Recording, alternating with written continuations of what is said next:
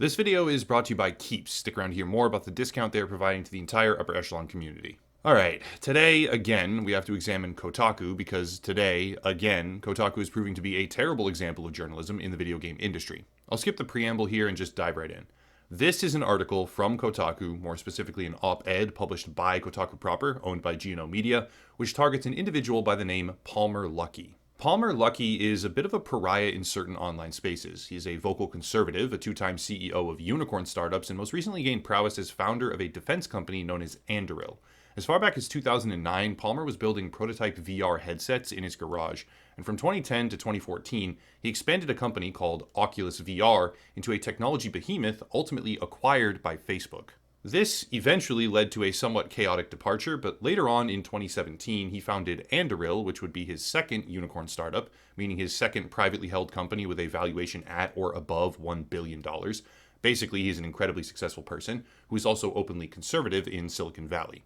That's the gist of it. Well, somebody over at Kotaku didn't seem to like that, and with geopolitics being what they are today, they decided to seize on a speculative connection to Russia. By speculative, in this case, I mean that there is no visible connection whatsoever. There is no evidence, no cited sources, and no other indication to be seen in the slightest. This is the article, more precisely an archived version of the article from immediately after publication. Title: Oculus founder's vision for military AI, which he's helping build, is kinda yikes. Anduril's founder, Palmer Luckey, deflects about his company's involvement in Ukraine, end quote. Interesting. Tell me more. First paragraph, quote, one of the founders of Oculus, now called MetaQuest, has been busy since being pushed out of the company in 2018 with, military tech that may be involved in the Russian invasion of Ukraine. In a frustratingly coy interview with Wired, Palmer Luckey skirted around the question of whether or not technology from Anduril Industries, a military technology company Luckey founded in 2017, is being used in Ukraine, end quote. Right off the bat, there is a very clear rhetorical insinuation that Anduril Industries is providing technology to Russia as it invades Ukraine. They could have said defense. Instead, they composed the sentence the way that they did. More importantly, there is a citation for Wired, which contains an actual interview with Palmer on March 14th. The interview is pretty hefty, but the entire Kotaku article, all of it, comes down to about 4 questions. First, how does the Ukraine invasion affect the way you think about your strategies? Second, what were you talking about with Zelensky and his deputies? Third, if Anduril technology had been deployed, would that conflict be playing out differently? And lastly, fourth, you are involved? Because the ambiguous answer made it seem possible. Summarizing the actual responses that were given, it is claimed that Zelensky reached out to Anduril early in the process before most other world leaders. They conversed about the necessity for a credible deterrent of force. Palmer would not go into specifics here, but hinted that the tech his company provides is specifically well suited for the type of situation we see now in Ukraine, and he made additional ambiguous statements which would strongly insinuate that if Anduril has any involvement whatsoever, it is on the side of Ukraine, trying to prevent invasion. That's pretty much everything. Alright, it's that time of the video where I promote a product and offer a discount. 2 out of 3 men experience hair loss before the age of 35. The overwhelming majority of subscribers and viewers on this particular channel are men ages 18 to 45. And if you combine those 2 factors, you arrive, logically, at Keeps. Keeps is a hair loss prevention treatment with more 5-star reviews than any of its current competitors. You can order and get treated directly from your own home for a fraction of the cost when compared to other products, and they offer generic versions of the only 2 FDA-approved hair loss treatments on the entire market. For a limited time, using the link down below, you can get 50% off your first order. Again, that's 50% off your first order if you click the link down below in the description. Keeps can help prevent, even reverse the process of hair loss, and when considering the demographic composition of the channel, as well as the long-standing relationship that we've had, I'm honored to have them on board as a partner. Last time, there's a link down below in the description for 50% off your first order. Big thank you to Keeps for sponsoring the channel. Okay, just to recap though, Wired publishes an interview where full context would appear to indicate that Anduril might be involved in Eastern Europe, maybe, but if it is involved, it would be on the side of Ukraine, not Russia. Kotaku decided to take that interview and publish, quote, one of the founders of Oculus, now called MetaQuest, has been busy since being pushed out of the company in 2018 with, military tech that may be involved in the Russian invasion of Ukraine, clearly insinuating that the company is involved on the Russian side of this conflict, which would seem to contradict what was actually said in the interview. Still following? Good. In response to all this, Palmer Luckey took to social media and described this accusation as categorically false. He vehemently denied that this could ever be taking place, citing a complete lack of understanding on the part of Kotaku, even going so far as to flat out call the piece insanity journalism, which, at this point, I would agree with. Now, to be clear, when explosive accusations or allegations are leveled online with someone saying, "You did this bad thing," the person targeted very often fires back, "I did not do the bad thing."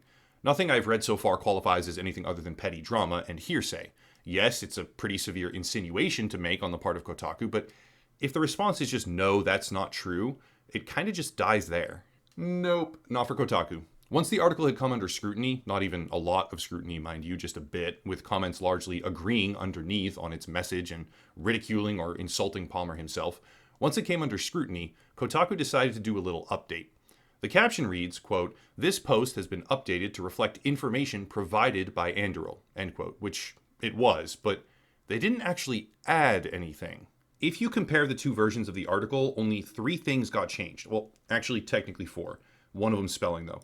A Republican donor thinking that the ethical ramnifactions. Okay, hang on.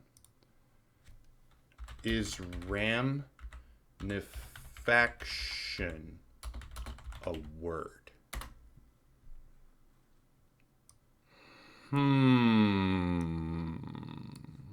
No.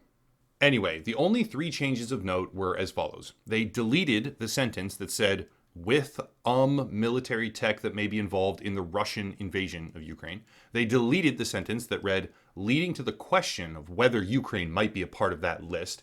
And they altered a sentence from definitive to ambiguous.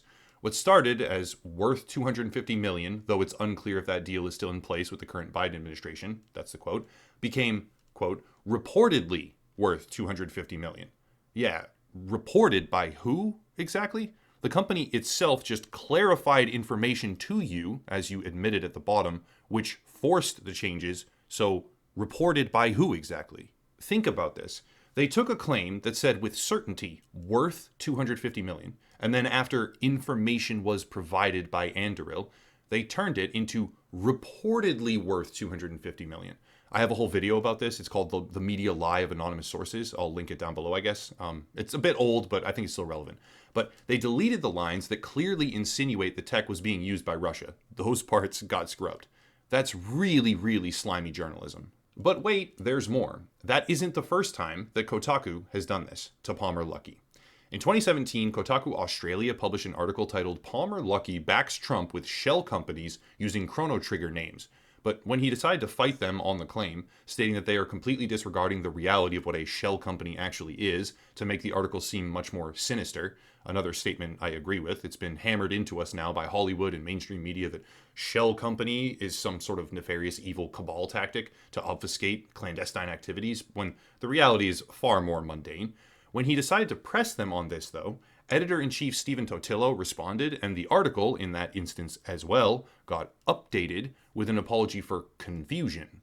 Honestly, back when Stephen Totillo left Kotaku not that long ago, I speculated that maybe the tides were shifting, but no, not at all. It might even be worse now, because at the very least, Kotaku Australia in 2017 apologized for confusion and included his own statement, even if the title itself still says in bold text, "Shell Companies."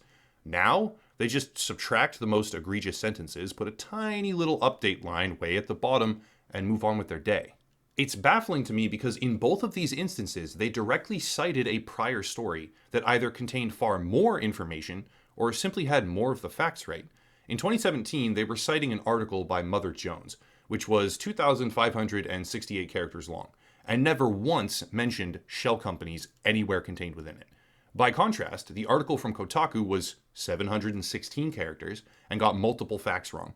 In 2022, they were citing an article from Wired, which was 16,000 characters long and contained proper context. But their own interpretation, if you will, of whatever they were doing, was merely 3,500 characters, right? A much smaller, tiny little slice, which had been repurposed and manipulated to make it seem like Anduril, the company, was providing military tech to Russia. In both of these instances, they were forced to make edits because in both instances, their content was a sad, regurgitated excuse for journalism, which contained mischaracterizations, assumptions, and, in my opinion, manipulations. They hate this man because he donated to Trump. Okay, fine. You can have that belief without ripping out little tidbits of superior journalism and then modifying them to contain misleading rhetoric, right? These two things can coexist. It is perfectly fine to have an op-ed about the dangers of AI in the military. That might even be a really interesting article, actually, now that I think about it. Hell, I myself am terrified of that idea, and I don't think this obsession with automated warfare that we have as a human race is even remotely good for society, but you don't need to just falsify information and litter the entire article with a sprinkling of insinuations that are worse than the source material you yourself are drawing from. It can happen accidentally at times, yes. Every single human being on Earth has their own individual perspective, with it invariably spills over in their work, okay? That's just the reality of writing anything.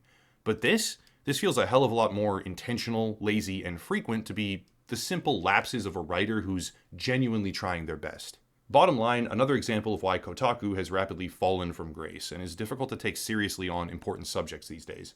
That's it though. If you want to support, check out the links down below, primarily locals or Patreon to branch away from AdSense, also Odyssey, a YouTube platform alternative, merchandise, social media, another YouTuber to check out, and of course, Keeps. Thank you to them for sponsoring the channel, but I'll cut it there and stop rambling. As always, thank you all for watching, and have a nice night.